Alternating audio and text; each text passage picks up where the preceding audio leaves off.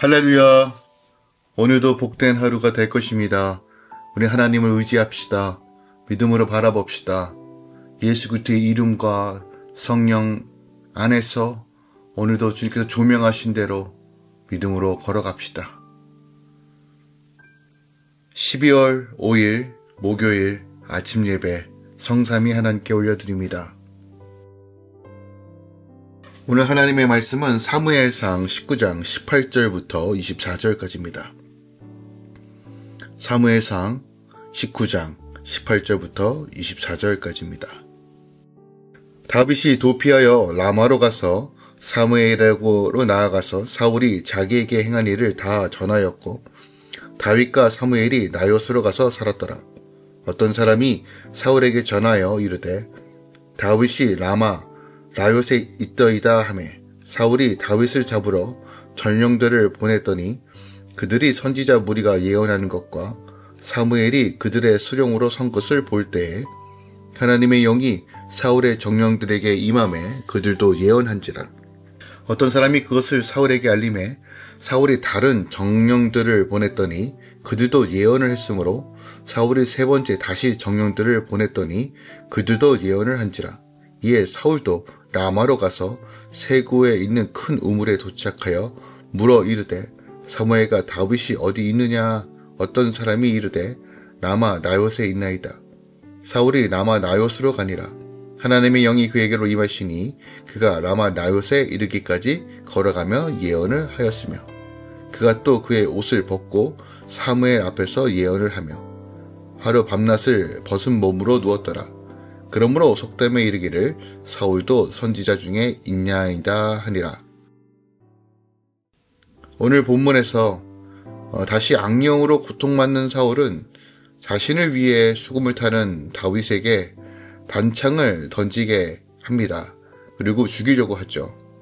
그때 사울의 딸 미갈의 도움으로 아내였죠. 다윗은 사무엘과 함께 라마 나요스에서 지내게 됩니다.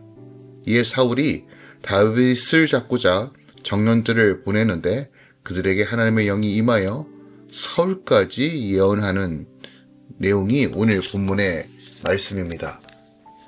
우리가 사무엘상을 묵상하고 있는데요. 먼저 1장부터 10장까지는 하나님의 신정 통치를 회복하기 위한 또한 사무엘의 여러 가지 노력들 그리고 사역들이 기록되어 있고요. 또한 그때 하나님의 대행자로서 하나님이 택한 자에게 기름을 통하여 이스라엘의 이제 왕정을 여는 그 역할을 감당하는 것이 10장까지의 역할이었습니다. 사무엘의 내용이었습니다.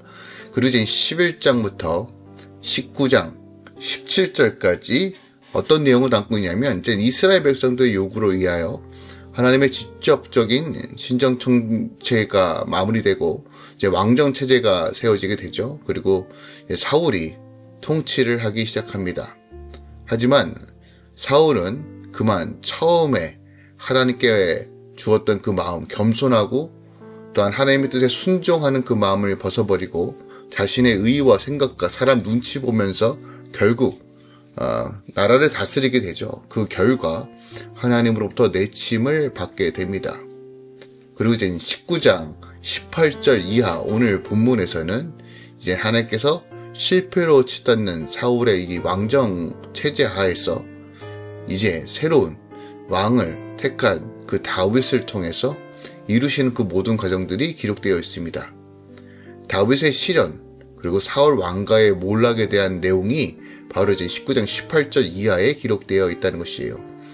특별하게 19장 18절 이하는 또 세 부분으로 우리가 조금 구분하여서 말할 수 있는데 19장 18절부터 27장까지는 하나님이 예비하신 이 세 왕 다윗의 겪는 시련 그리고 도피 생활이 기록되어 있습니다.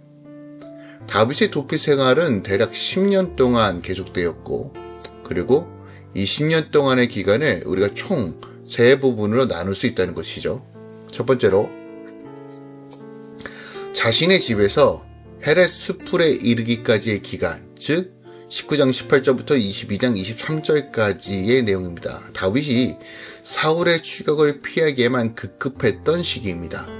그리고 이제 두 번째로 그일라에서 13호 황무지까지의 기간입니다. 이것이 23장 1절부터 26장 25절까지 기록되어 있습니다. 이때 다윗이 자신을 추격하는 사울의 목숨을 두 번이나 살려주고 나아가 도피 생활 중에서나마 충직한 추종 세력들을 얻는 기간입니다. 그리고 이제 3기인 블레셋 땅 가드에서 헤브론으로 다시 돌아갈 때인데 이것은 사무엘상 27장 1절부터 사무엘하 2장 1절까지입니다. 이때는 절대적 위기에 몰린 다윗이 어쩔 수 없이 블레셋 땅으로 만명하여 도망가던 때입니다. 오늘 보면 이젠 시작 부분으로서 다윗의 라마에 있는 사무엘에게로 피신하고 하나님의 다윗 보호에 대한 내용이 기록되어 있어요. 18절은 다윗이 사울의 살해 위험을 피하여 사무엘에 있는 라마로 갔다가 다시 사무엘과 함께 라마 나요스로 피한 사실이 기록되어 있고요. 그리고 21절까지는 다윗이 라마 나요스에 있다는 소식을 들은 사울이 그들의 수하들을 끌고 파견하였으나 그 군사들이 모두 하나님의 영에 감동되어 예언함으로써 다윗을 체포하는 일이 실패하였다는 것을 기록합니다. 그리고 22절부터 24절까지 다시 보냈지만 다윗을 체포하는 일이 실패로 돌아가자 이번에는 사울 자신이 직접 라마 나요스로 갔으나 그 역시 하나님의 영에 감동되어 예언함으로써 다윗을 체포하는 일에 실패했다는 내용이 기록되어 있습니다. 자, 오늘 본문이 우리에게 주는 영적 교훈 함께 살펴보겠습니다. 특별하게 18절에 다윗이 사울로부터 도피하여 라마에 있는 사무엘을 찾아갔다는 것을 볼 수 있습니다. 그러니까 다윗은 지금까지 자기가 지내던 궁중과 집을 떠나 어디론가 피해야 할 때 늘 사무엘을 생각하고 그에게 나아갔다는 것을 우리가 발견하게 됩니다. 이것은 그가 절박한 위기 상황에 다른 어떤 도움보다도 바로 영적 도움을 가장 필요로 했다는 것을 보여줍니다. 그리고 이처럼 사무엘을 찾아간 다윗은 사울이 자기에게 행한 일을 다 고하죠. 고했다는 것은 자신이 처한 형편을 말하고 대화하였다는 것을 뜻합니다. 그러니까 다윗은 어떻게 보면 사울이 영적 멘토이며 영적인 지도자였기 때문에 다시 한번 그 어떤 누구보다도 가장 먼저 도움을 요청했다는 것이에요. 하나님께서 오늘날에도 영적 지도자, 영적 리더자들을 세우십니다. 또한 그들을 통해서 하나님의 뜻을 드러나기도 하십니다. 다윗이 사무엘을 찾아갔을 때 어떤 일이 일어났습니까? 인간적으로 볼 때 사무엘은 사울의 손에서 다윗을 구원할 힘이 전혀 없어 보이죠. 다윗은 하나님의 역사로 말미암아 사울의 손에서 안전하게 보호될 수 있었던 이유가 바로 여기 있다고 봅니다. 사무엘에게는 힘이 없지만, 늙었지만 하나님의 거룩한 질서와 영적 권위에 다윗이 순종할 때 하나님께서 보호하여 주신다는 것을 가르쳐 주시는 것입니다. 오늘날 우리가 어떤 상황이든 간에 하나님의 그 섭리와 그 질서를 인정하고 나아갈 때 하나님께서 그를 도우신다는 것을 오늘 본문 통해서 우리가 확인할 수 있습니다. 또한 18절에 보니까 다윗은 사울과 함께 나요스에서 거하게 되었다라고 말합니다. 나요스는 지역 이름이 아니라 거처, 초소라는 의미를 가지고 있는 말로서 때로는 기숙사로도 번역할 수 있는 단어입니다. 곧 나요스는 학생들이 거하는 기숙사 같은 초소를 라마에서 사무엘이 세우고 지도하는 선지자 학교를 뜻합니다. 그러니까 환란을 피해 숨을 곳을 찾던 다윗이 나요스로 인도됨으로써 인생의 새로운 경험을 하게 되는 것이에요. 그러니까 여기에는 하나님의 아주 깊은 인도하심의 손길이 있음을 우리가 기억해야 됩니다. 다윗은 본래 들에서 양을 치던 목동이었어요.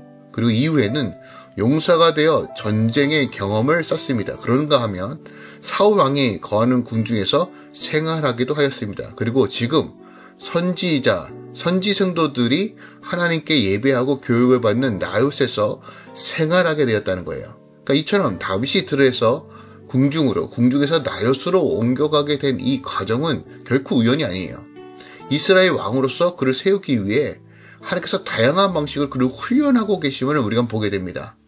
비록 사울에 의해서 쫓겨나고 도망가는 신세지만 이 모든 이 광야와 연단의 시간 속에서 하나님께서 그를 다루시고 참된 목자로 인도하시는 모든 과정이라는 것을 우리는 보게 됩니다.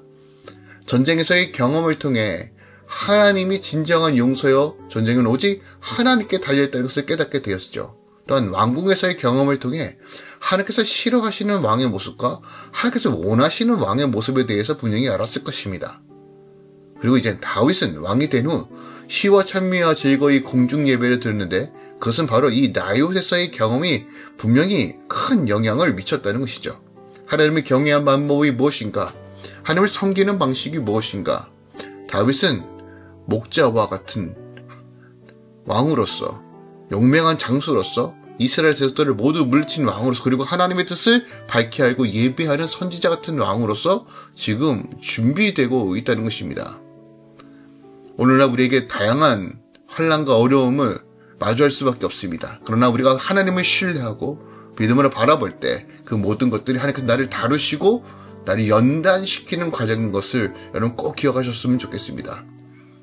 우리가 상황 가운데 불평과 불만을 토하는 것이 아니라 하소연만 하는 것이 아니라 감사함으로 나아갈 때 그 연단의 시간이 하나님의 거룩한 시간으로 바뀔 것입니다.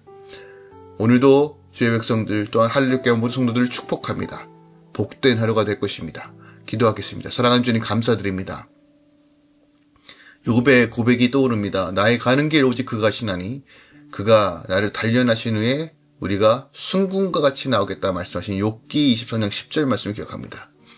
하나님, 세상의 부조리, 깨어짐들을 보면서 안타깝고 내 안에 벌어지고 있는 수많은 어려움들 동에 때로 낙심이 찾아오지만 하나님 포기하지 않고 고난 가운데 이루시며 우리 연단하시고 새롭게 하실 주님을 기대하며 나아가겠습니다. 주여 모든 할렐루야 교회를 도우시고 특별하게 우리 다음 세대들을 붙드시고 삶의 지경에서 날마다 확장되며 하나님의 복을 누리게 하소서. 이제는 우리 주 예수 그리스도의 은혜와 우리 하나님 아버지의 놀랍고 지극하신 사랑과 성령 하나님의 또 충만 역사하심이 이제부터 영원까지 함께 계시길 간절히 축원합나이다. 아멘.